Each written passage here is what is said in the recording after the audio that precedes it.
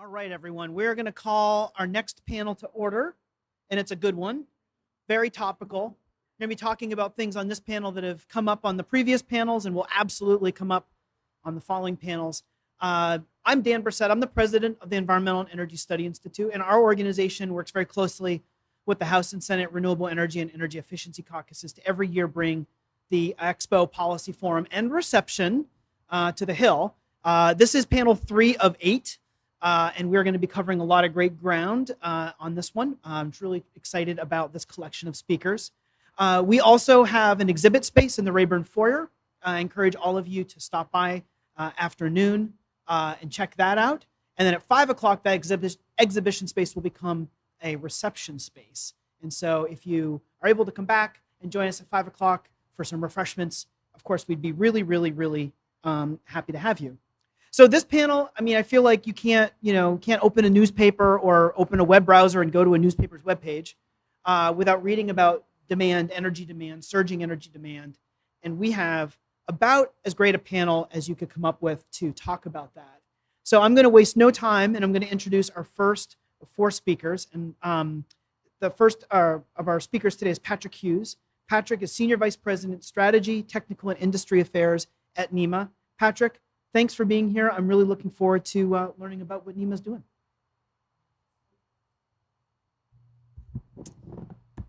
All right. Thanks, Dan. And thanks to EESI for organizing this event. I've been participating in a number of fashions for 15 years or so now. I'm with NEMA, the National Electrical Manufacturers Association. We represent 300 manufacturers of electrical products from the point electricity is generated through the transmission and distribution system and into end uses in homes, buildings, and the transportation sector. Our members are American companies. They employ almost 2 million people right here in the US. And so when we're talking about energy dominance and investing in America and American infrastructure, it's NEMA members that we're talking about.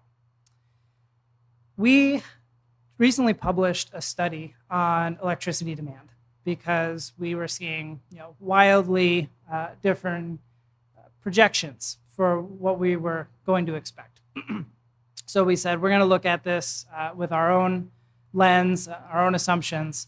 And what we found was in the near term, there's a very large increase in electricity demand from data centers, unsurprisingly. We're seeing a tripling of data center electricity demand by 2030.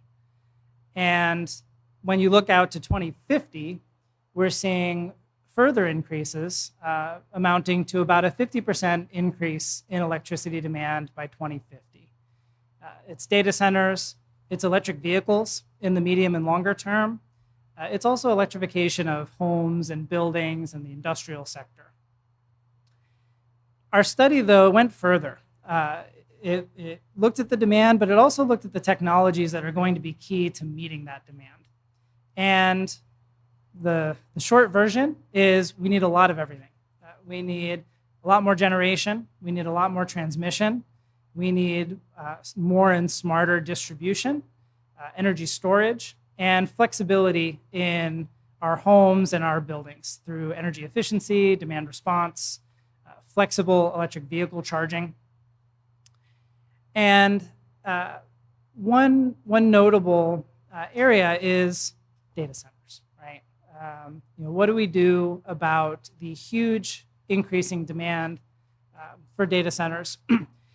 And so NEMA, we're a standards developing organization. So we're looking at it from a building codes and standards standpoint. And we've partnered with Pacific Northwest National Lab and ASHRAE when we're developing a framework for data center energy performance. And this is looking at all aspects of it, from energy efficiency to resilience, maintaining uptime, which is very important for those facilities, on-site generation, with the end goal of showing what's possible and making data centers not just a problem and a liability for the grid, but potentially a grid asset where they can be scaled up and down to meet grid demand. and on-site generation can be used to reduce some of the demand on the grid. It's the only way we're going to be able to scale up AI and pursue AI dominance, as the administration has made a top priority, without causing major grid reliability issues. So I'm excited about that effort, and that should be published later this year. So maybe in the next year's session we can talk more about that. But there's also a policy angle here, and building this level of infrastructure, it takes time. It takes about 10 years right now to build a new transmission line, and you could maybe reconductor an existing right-of-way a little bit faster than that, but it still takes time. And so we need permitting reform, frankly, to build out this infrastructure, and that needs to include transmission. And more generally, I think we all need to be aligned on policies that just encourage more infrastructure development. And that is things like permitting, but it's also workforce, getting the people trained to build these projects. So thank you again. I'm really looking forward to the Q&A, and I will turn it back. Thank you, Patrick. NEMA is doing incredible work on this topic. We're going to pause the program for just a moment because we have a special guest joining us. Representative Raul Ruiz is here. Sir, you represent the 25th District of the great state of California. The greatest. Senator Welch might have had something to say when he was here a few minutes ago, but I'd like to welcome you to the lectern to share some thoughts. Thank you so much for joining us today. Thanks. Nice to see you. Nice to see you. Thank you. I'm Congressman and Dr. Raul Ruiz. I came to pursue healthcare access and opportunities and to improve the overall public's health. And I've learned so much about energy along the way. And the reason is because I represent the southeast corner of California. And in this district, there's what we call Lithium Valley. It has the 5th largest lithium deposit in the world. And there's been studies have demonstrated that there's enough lithium there to produce over 370 million electric vehicles. That's more than the amount of vehicles that exist today in the United States. So we can transform our transportation in full electric vehicle transportation modes. We can do it. And in addition to that, we can still be the 2nd largest exporting lithium exporting country in the world. Right now, we're importing the vast majority of our lithium and other critical minerals. And we have other critical rare earth minerals as well in this region, and that's Lithium Valley. In addition to the lithium, the communities in the Imperial Valley are one of the most impoverished communities in the state of California and across the nation. There's very low, medium household incomes. There's a very high unemployment rate. The #1 industry in the area is agriculture, and there's very low college attainment rates. And there's 2 hospitals, for example, that are in very dire straits that might have to close because of this big, ugly law that just passed. So I see an incredible opportunity to increase our battery manufacturing for our clean energy future, for our technology and the industries of the future that the U.S. needs to lead on, as well as increasing the economic opportunity and median household income through these industries. And so does the state of California. Governor Newsom has provided some incredible seed money in grants to beef up workforce development in the Imperial Valley College, San Diego State University, Brawley College campus. And there's a lot of STEM development around critical minerals in that area. We have 3, and this is the exciting part. this is the part that it's going to get a lot of Democrats really excited, is that we don't have to tear up the earth and mine the minerals in the traditional way that we know in other countries has added to enormous pollution and enormous worker hazards. In the Imperial Valley, we extract lithium from the earth in the cleanest and one of the most efficient ways that exist in the world today. The way we do it is we have these awesome geothermal companies that produce geothermal energy, and they simply take the geothermal brine and they patent their own special filters, run the brine through the filters, and they extract the critical minerals. That brine then goes to power the generators. It produces the steam, and it goes back into the earth. So instead of smoke or pollution that you're seeing a bunch of steam. And it's a closed loop system. And so the footprint is very tiny. The carbon footprint is very tiny. And while we're extracting the lithium, we're producing geothermal energy. How awesome is that? So this is a win-win-win scenario. We are developing a campus for a full supply chain, regional full supply chain for battery manufacturing, all the way from mineral extraction to anode and cathode and combining them into a battery, as well as battery recycling that we need. And that's very important for a host of reasons.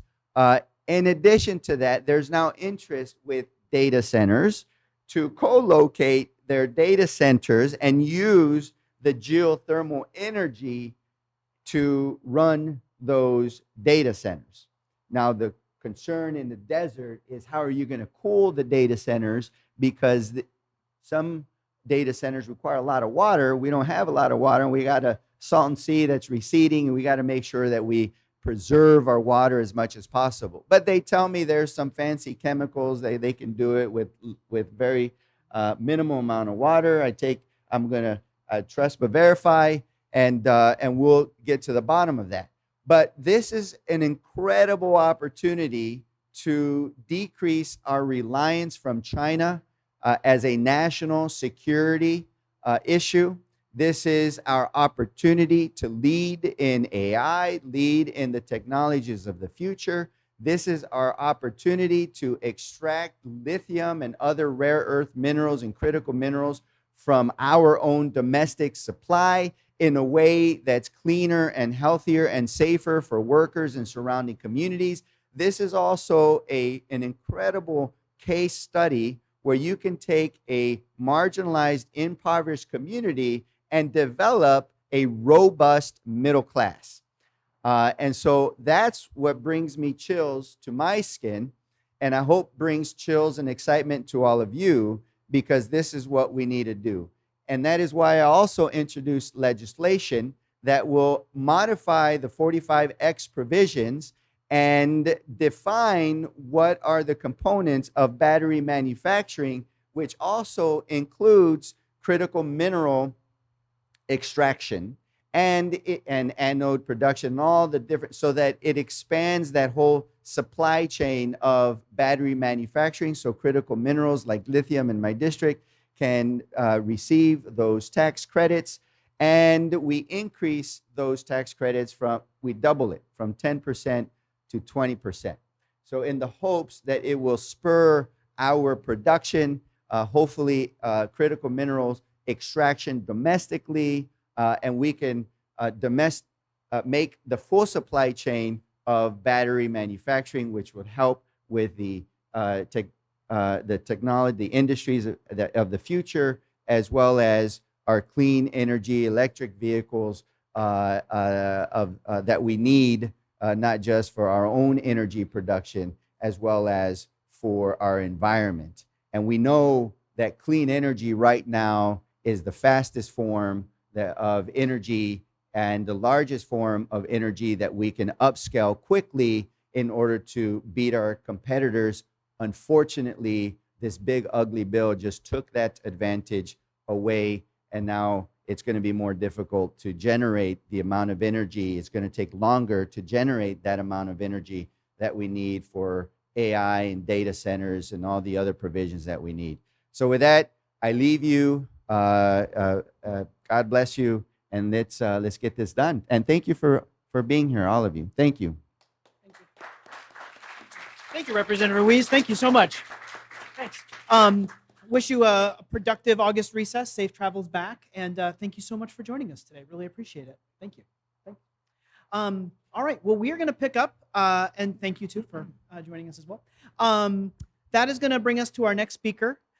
Charles Bolden is the Senior Director of Congressional Affairs at the Solar Energy Industries Association. And I don't think, Charles, I don't think we could have an expo without you. I feel like it's been a long time since we've had an expo without you. So Charles, I'll turn it over to you. Thank you. And Dan, I just want to say thank you for allowing me to come every year since I've been at SEIA. It's been a real humble opportunity.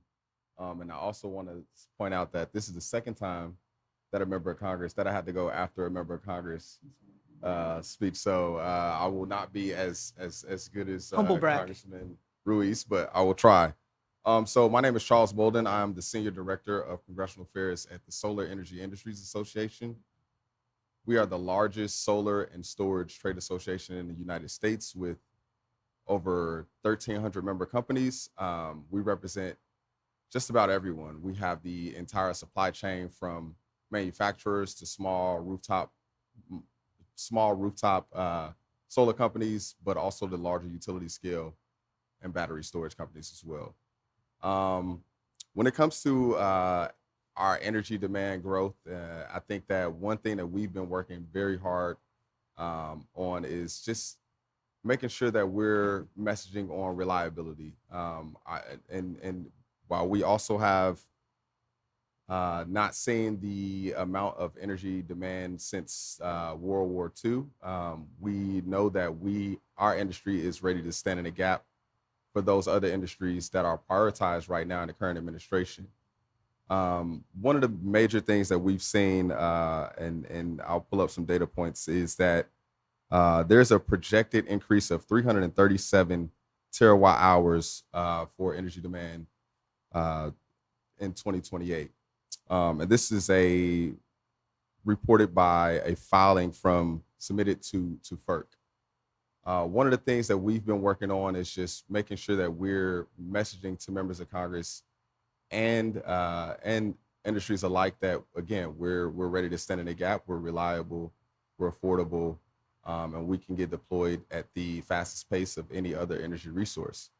Some things to note, when you think about the demand of energy, it's not just data centers. And that's one thing that I want to give you all a 40,000 foot view of point of. If you take a look at DC, over the past 5 years, there have been a significant amount of buildings, new infrastructure, new apartment buildings, and construction. So with the increase of manufacturing, that demand also needs to be taken accounted for, and also puts a incredible amount of strain on our grid.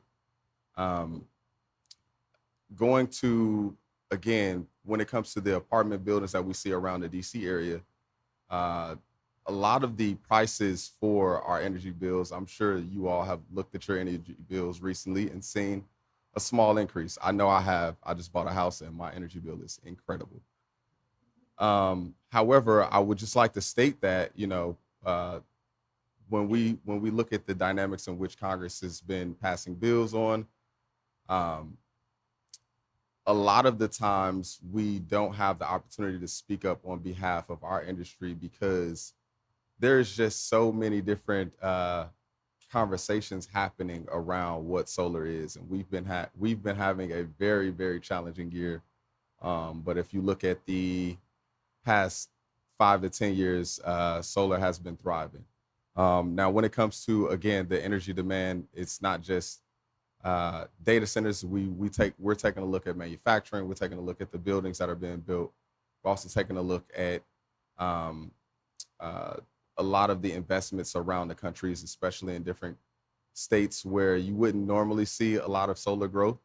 But the manufacturing in those states is also something that is causing a higher surge in energy demand. So I will leave that for you all and be very brief in my remarks, because if you've ever seen me talk, I believe firmly that brevity is the soul of wit. So I'll pass it to you, Matthew. Thank you, Charles. And that our next speaker is Matthew Allen. Matt is the Director of Legislative Affairs at the National Hydropower Association. Matt, thanks for being here again this year, too. Thank you, Dan. And I just want to say how much I appreciate you and EESI. I very fondly remember over 10 years ago at this point, starting on Capitol Hill and coming to these expos and learning a lot. So thank you for putting on a great event every year. I'm going to go into a little bit of a history lesson here on hydropower and water power, and I will be brief. I agree with Charles wholeheartedly, but I think it's important to tell this story to show where our industry can go. So we think it's an exciting time to be in the water power industry. NHA has its highest member level at any time in its history. We have about 340 members across the hydropower industry, from asset owners, engineering service firms, legal firms, et cetera, OEMs, all of that. And we have about 70,000 people nationwide in the water power industry. But the hydropower industry, the water power industry, it started over 150 years ago. And I was just up in Lowell, Massachusetts for one of our regional meetings, and I got to tour a hydropower project that was built in 1840. And there are projects like this all around the country, and they have been in service for so long that we often forget about the role that hydropower plays in this country. And Charles brought up World War II, and it's important to remember at various periods of growth in the United States, hydropower came in and saved the day. We built out our industrial base during World War II. As Charles mentioned, a lot of that came from the Pacific Northwest and electrifying the Columbia River Basin, selling that power through the Bonneville Power Administration. Same thing with the Tennessee Valley Authority. A lot of the larger investor-owned utilities that you probably work with every day, like Duke and Southern Company and PG&E, were all founded around the building and operation of hydropower projects in those regions. So there is a lot that we can do with the existing fleet right now. The great thing is that these projects have already been built, and there are tax incentives in place that can allow us to repower these existing hydropower dams and increase their output by 20-25% by dropping in new turbines and generators, expanding the powerhouse, and creating new megawatts on the grid for things that are already there. There's also an opportunity for the industry to grow by building new hydropower. And I think that some will be happy to hear me say that we're not really doing new greenfield development. We're not flooding valleys. We're not displacing anyone anymore. But there are 92,000 dams in this country, and only 3% of them have power generation. So it's quite a delta that you could take advantage of to try to power some of those non-powered dams. And I just want to give INL some love and thank Shannon, because her national lab has actually built a tool that allows us to see where those gains could be made. And it's a tool that lets us see where the highest capacity non-powered dams exist in this country. A lot of them are federal. They're the lock and dam projects along the Ohio, the Mississippi, the Missouri. But we can go put a powerhouse on a lot of those facilities and get about 50 to 100 megawatts at a time for a good run-of-river hydropower project that's low impact, and that's going to add a lot of capacity where it counts. And we also have a great opportunity ahead of us with pump storage hydropower. A lot of my members are also Charles's members and Patrick's members, and we're really interested in pump storage as a technology. We think we can co-locate pump storage projects in the Western United States and pair them with solar and pair them with wind, and create a self-sustaining power plant that can operate as a baseload technology, and really start to meet the demand that we're seeing from a lot of these hyperscalers that have grand ambitions. And I would be remiss if I didn't mention Brookfield, one of my members, just signed a $3 billion deal with Google in a 20-year power purchase agreement in the PJM service territory to provide power from 2 existing dams along the Susquehanna, but with the ability to add up to 3 gigawatts in generating capacity for Google's data centers within that electricity market. So there's existing technologies that we can deploy now on non-power dams and pump storage projects to meet that demand and also increase grid reliability. And it's also an exciting time because there's growth opportunity for us in the water power industry. And we also represent marine and hydrokinetic technologies that are really innovative. Tidal technologies, run-of-river hydrokinetic, where these small devices can be dropped in and out of watersheds with relatively little or no environmental impacts at all. There's some really incredible stuff happening right now on that front up in places like Alaska, where we have the ability to displace diesel-fired generators at small Alaska villages and allow them to meet their own sustainability goals and not have to pay millions of dollars flying in cans of diesel every year to ride out the winter storms up there. So that's really exciting. We're hopeful that in the appropriations process, we don't see too many cuts to EERE and the Water Power Technologies Office, because those technologies really do deserve some love. They're very cool, they're very innovative, and we would like to see that marine energy industry grow as well. So I will stop there and turn it over to Shannon.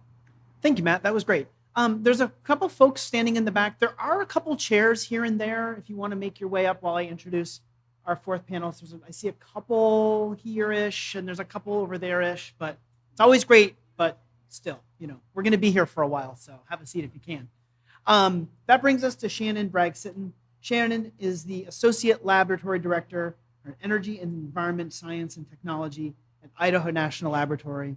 One of 2 INL speakers today. We're so happy to have you here, Shannon. Turn it over to you. Thank you so much, Dan. Really, I'm happy to be here and have this opportunity to join this extremely important discussion on growing energy demand. Unlike my fellow panelists, this is my first EESI event, so I'm really happy to be here. And thank you, Matt, for the shout out to our hydropower team. As was mentioned, I'm the Associate Laboratory Director for the Energy and Environment Science and Technology Directorate at Idaho National Laboratory.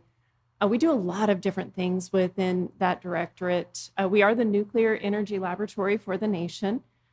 And INL's mission really is to discover, demonstrate, and secure innovative nuclear energy solutions, other clean energy options, and critical infrastructure. My directorate covers kind of that middle piece. How do we bring these things together, bring nuclear and hydro and solar, all these technologies together to meet these growing demands? Meeting this mission that we have set out will only grow in importance as we seek U.S. energy dominance and resilience amid these increasing demands for electricity that we've been talking about, that really focus around data centers, electrification, transportation, domestic manufacturing. We have increases in demand for electricity, but also for heat, thermal energy that can be provided by some of these energy sources. NERC data shows what I think is a really shocking amount of load growth by 2029 of as much as 130 to 150 gigawatts. That floors me. We have a lot of work to do to meet those growing demands. And this is the first time we've seen that kind of demand growth or any demand growth since about 2007. This rapid increase in energy demand means that we don't have the luxury to choose our favorite energy source. We can't afford to if the nation is seeking to become self-reliant on our energy needs. So we really need to embrace existing technologies. That means embracing some of our fossil fuel resources, existing large-scale nuclear, which has opportunity for power uprates and basically gaining another power plant just by increasing output from some of those plants, alongside renewable energy sources such as geothermal, water power, biomass, as well as wind and solar, and also emerging technologies like small-scale nuclear. So the research directorate that I lead at INL, as I said, is really focused on bringing those technologies together, focusing on advancing integrated energy technologies from their initial concept to the point that they can be adopted and deployed by industry. These technologies are essential to enabling efficient and effective use of all of our energy sources, increasing reliability and resilience for our nation's energy infrastructure. So many of these new technologies, we develop these in partnership with industry. They will change our energy paradigm. One of our goals is to move away from our traditional paradigm of single input, single output systems. For example, a large nuclear plant just producing electricity for the grid.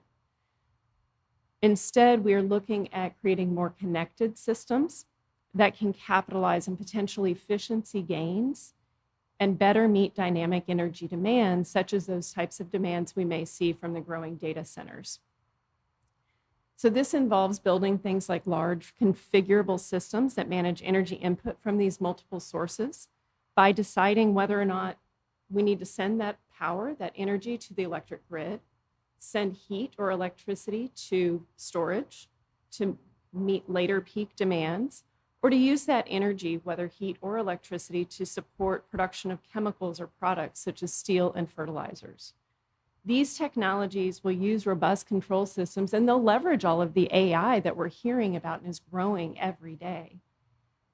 So what is the role of a national laboratory in changing this energy paradigm?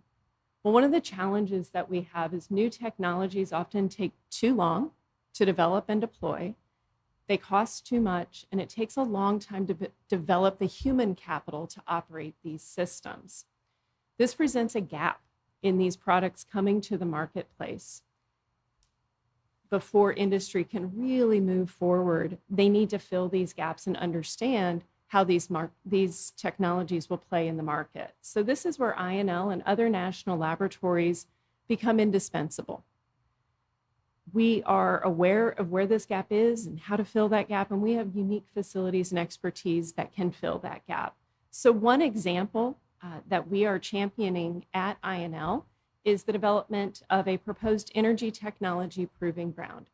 This proving ground aims to scale up and integrate these different technologies, generation and use, to enhance demonstration of these future energy systems for commercial deployment. This proving ground will offer unique co-located capabilities that aren't found elsewhere in the US or in the world, frankly, facilitating opportunities for strategic partnerships across these various energy technologies. We have our first systems beginning to move in next month, and more coming through the next years. So there's some great opportunity to really achieve some of these bold goals that we have set out. So I'll go ahead and conclude by saying that in order to achieve American energy dominance that our administration has set out to do, we really need to prioritize these synergistic solutions. We need to get every watt that we can out of all of these energy sources to ensure, and we also need to ensure that they move swiftly from universities and laboratories to the marketplace such that they can be used. And by supporting this and moving these forward, we truly can secure this powerful and resilient energy future despite these dramatic increases in demand. So I look forward to our conversation, and thank you again. Thank you, Shannon. I look forward to it too, because this has been super interesting. We are going to have a chance for in-person questions. So if you have a question, I'll keep an eye out for your hand, just signal, and we'll send the microphone over your direction. While you're thinking about those, I want to kick us off with one. So you all have talked about your memberships. You've talked about the partnerships you work on. You work with executives and leaders across the entire clean energy sector. When you're talking with them in your work, what are their top of mind challenges that they're identifying? And do you have any thoughts about how they're thinking about how they can sort of navigate those challenges? And Patrick, maybe we could start with you and then move down the line, and then we'll open it up. Yeah, I was actually in Nashville earlier this week speaking with some motor executives. And all of our manufacturers, the whole electrical system, uses lots and lots of copper, steel, and aluminum. And so they are looking at the trade and tariff situation and supply chain situation and just trying to plan. They're craving certainty in that space. And so every conversation that I've had recently has been, what do we know about tariffs? What do we know about trade deals coming, with certain countries? And by when will we know so that we can plan? So they are struggling a little bit with that. They're able to adapt. They can take whatever the policy situation is, and they'll plan. One of the things they've been doing recently is investing more in their U.S. manufacturing.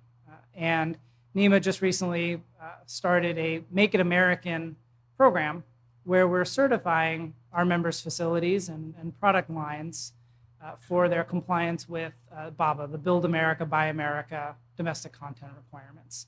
So they're investing here. We're committed to building these products in the United States where it's feasible, but the uncertainty is top of mind. Yeah. Charles, for your industry, for your sector, sort of what are you hearing from the executives of these companies, and what's on their minds as they're thinking about how to navigate the near future? Yeah, I think the biggest thing that has been brought up over the past few months, obviously, is HR 1 that recently passed and was signed into law July 4th.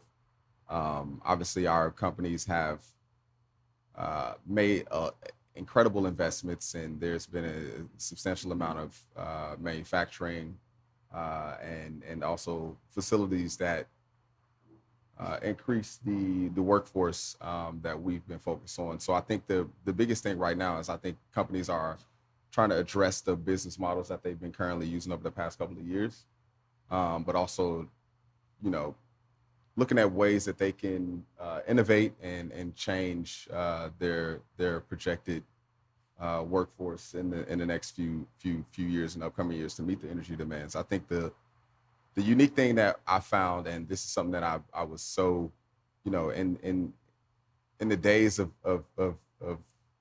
gray skies, it was great to see a lot of the industries come together, unified and kind of advocating for policies that would impact not just our industry, but all industries. And I think that was something that brought me a lot of joy in some cloudy days, but also it was very humbling to see industries working together from that you wouldn't normally see working together. I think that was the beauty of it.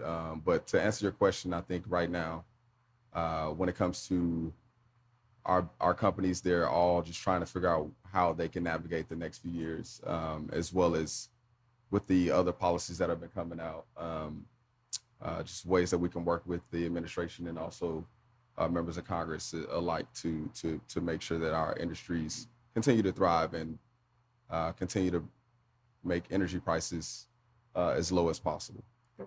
Thanks.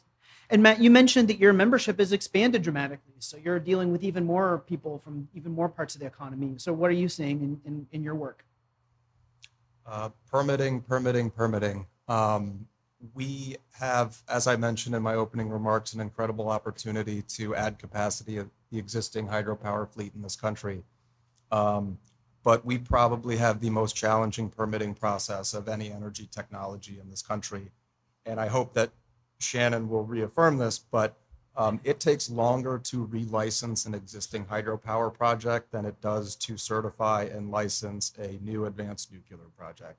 I'm going to pick on Idaho because Shannon is here, but right down the road from her is a project called the Hells Canyon Complex. This is owned by Idaho Power.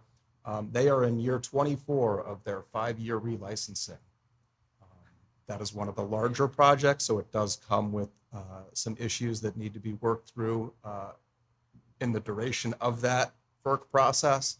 But by and large, it's taking 5, 10, 15 years to relicense projects that are 20, 25, 30 megawatts. And when that's happening, it makes it really, really hard for our members to want to continue and carry on and keep generating clean, reliable, affordable hydro. So we really need some help on that front.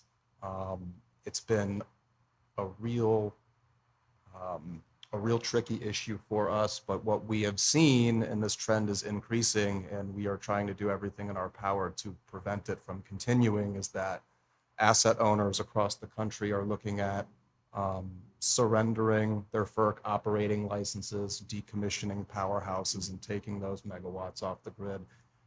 And I would be remiss if I didn't say that a lot of those hydropower facilities, in the past, they may have operated as a baseload plant, but now with more renewables coming online, they have the ability to operate as peaking plants. They have an ability to provide a lot of ancillary grid support services like Black Start and things like that. So if those plants go offline, we won't have as much of that resiliency and reliability factor across the grid. So I think it's critical that we try to keep them online and we not go backward for the hydropower industry. Good thing for pump storage. Yes. Shannon, same question to you, although I know you're coming at it from a slightly different, or actually quite a different perspective. I'm really eager to hear what you have to say. So thank you. And great points. I had a couple of those noted that I was going to add as well, but I'll speak to it from the technology perspective because that's where the labs really come at this. There's a sense of urgency. I mean, we need to do this now. We need to do this yesterday to get more technologies on the grid. Moving those concepts, new energy systems, new technologies from concept and lab scale demonstrations out to commercial deployment takes too long. That's a big challenge that these companies are facing.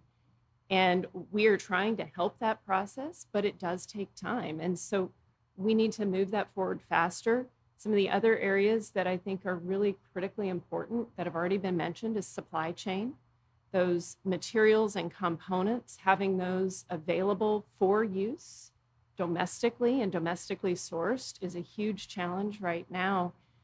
But also the workforce to support all of these growing deployments.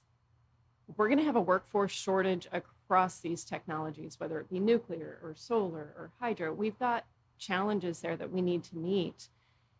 And I was going to mention some of the siting of new power transmissions. So licensing or relicensing facilities takes a long time. Adding transmission, we had someone come speak to us at the lab just a month or so ago. They're in over 20 years to get a new transmission line right now in place. That's too long. We have to shorten those permitting timelines, and some of the components they need to install, the order log is more than 4 years out. So those are some challenges we need to address through a number of approaches, whether it be policy, but also implementation of streamlined permitting, streamlined processes that account for the need for safety and regulation, but also that need for urgency. Thank you, Shannon. And we have a question, Isabel, kind of in the fifth row. A gentleman has his hand up.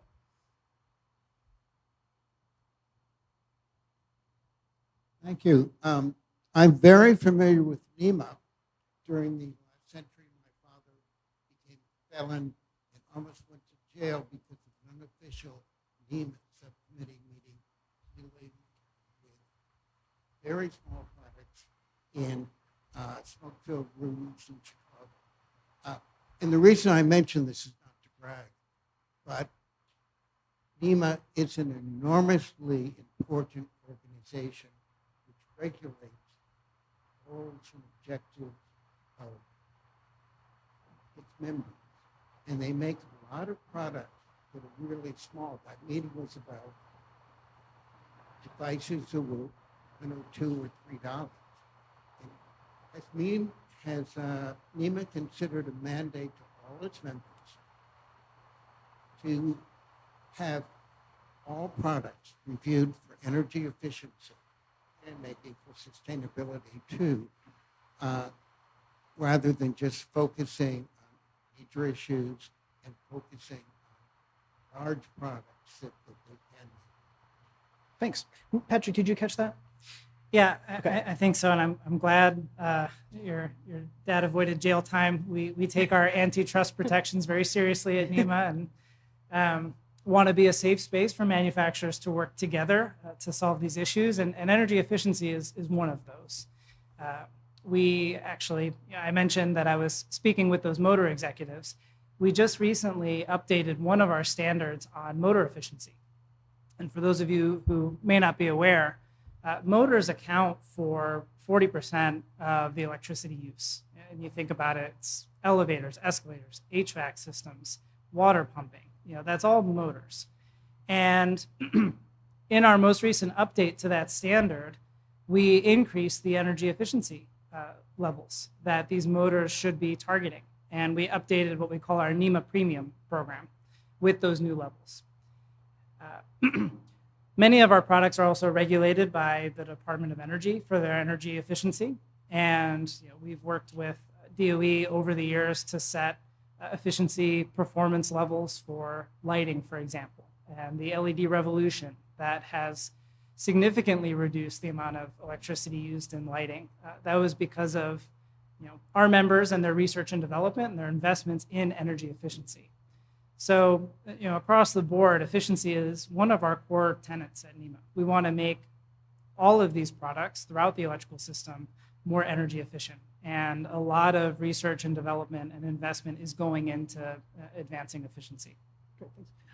Any other panelists have any commentary in response to the question? Otherwise, we'll move on. It's just want to make sure everyone has a chance. Great. Isabel, the person 2 rows behind you has a question in the red tie. And this may be our last question. We'll see how we do. Everyone, thank you for your time. This is super fascinating.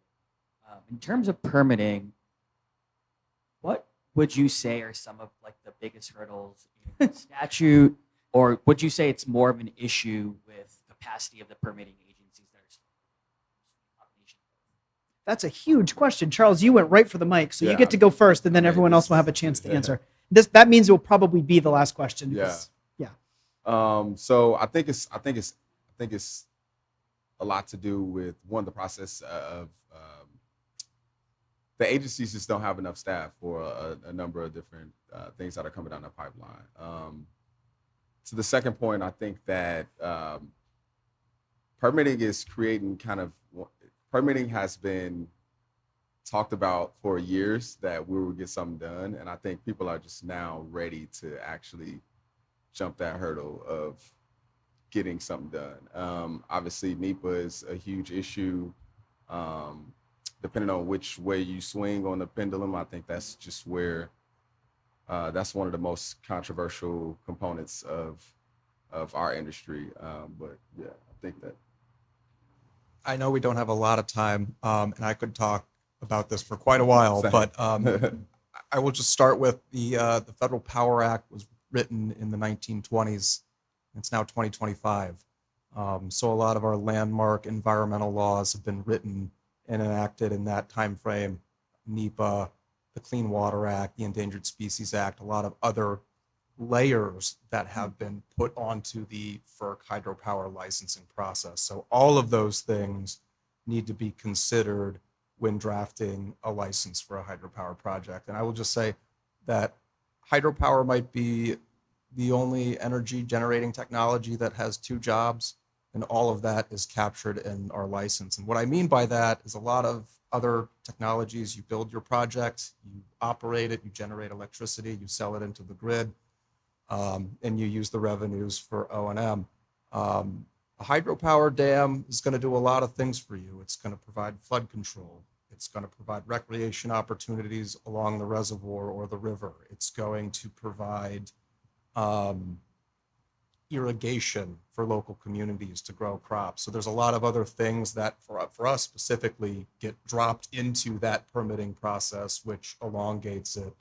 And the FERC works with, in some cases, at least 15 other agencies on any one given license across the board to enable to do that. So it's challenging. Shannon, Patrick, if you have any thoughts on an answer to the question, please feel free. Otherwise, if you have any final thoughts, Shannon, maybe we could start with you. Have any final thoughts for our audience today, and then we can let Patrick close us out. I'll just note that we have a big challenge ahead of us, and we don't have time to sit around. We don't have time to wait. We need to take advantage of opportunities. I mentioned power uprates. Let's get more out of what we have. We can move on that quickly. We need to keep moving the technologies forward and get them out into the marketplace and remove barriers where we can. The labs can be a partner in that. We support industry writ large. We don't choose winners and losers. We move technologies. And so I think it's really important to remember that, to remember the role of these intellectual powerhouses and unique facilities, that they can help support moving the bar forward and getting things to the marketplace rapidly. So I look forward to seeing where we are in just a few years and how much we can get out there. Great, thanks. And Patrick, I think this gives you the last word today. Great. Well, I just want to say that this is a unique moment for our industries and the country. I think it was Shannon mentioned that we haven't seen electricity growth like this in a very, very long time. It's really unprecedented in a lot of ways. And it's going to take all of our industries working together, and it's going to take Congress and the administration helping to meet this challenge. So I look forward to having conversations after this, and please stop by the exhibits. I know at the NEMA booth, we have information about our grid study and our Make It American program, and I'm sure my colleagues here have a lot of good information at their tables too. Yep. So thank you very much. Thank you, Patrick and Charles and Matt and Shannon. Thank you so much for joining us today. Excellent job.